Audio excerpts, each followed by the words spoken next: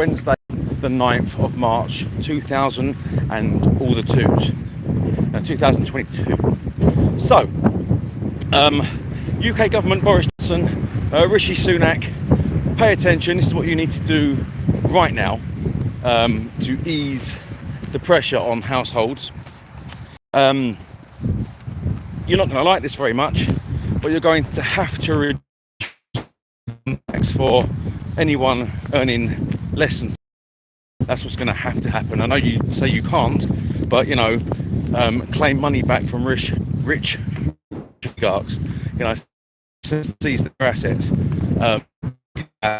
Also, I saw petrol today as I was driving to take my son to school at £1.71 a litre.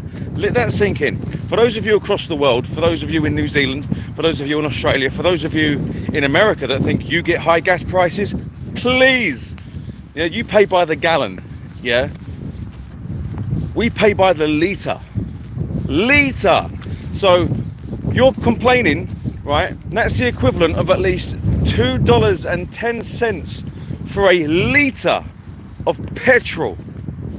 Let that sink in. That's what we have to deal with here in the UK. So what you need to do, Chancellor, or whoever's in charge of said monies, is reduce the duty on fuel.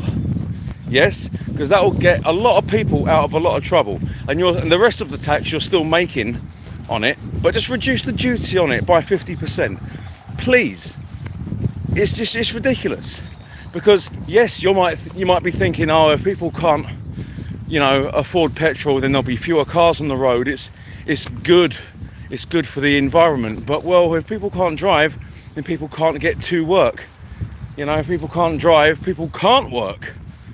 You see, if diesel prices are as high as they are, or worse, then companies won't be able to afford said diesel, which means people will end up losing their jobs because companies can't afford to pay them. That's just the way it is. Do something about the fuel. You see, we might be weaning ourselves off Russian petrol and oil, whatever, but we can do that sensibly without making it hurt people. You see, reduce the tax on it or reduce the duty on it. You know, what you could do is say there'll be a maximum price cap on petrol and diesel, okay? Which means they can't go above, let's just say, pick a number, £1.50 per litre for petrol, for example, okay?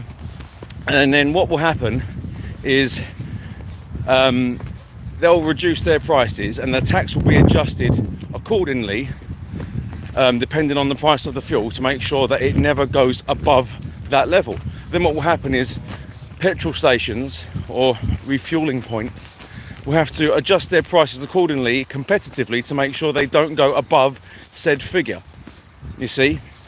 And that can be done simply by adjusting the tax or the duty on that. That's what I'm finding.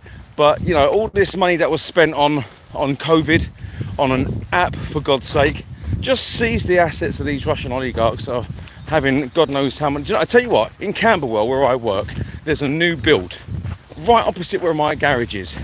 All right, and almost all of those properties were bought by rich Chinese and Russian businessmen and women, and then they're all let out. See, so it goes on everywhere, even when you think it doesn't. It goes on. You see, so all of these rich Russian oligarchs, right, freeze their assets.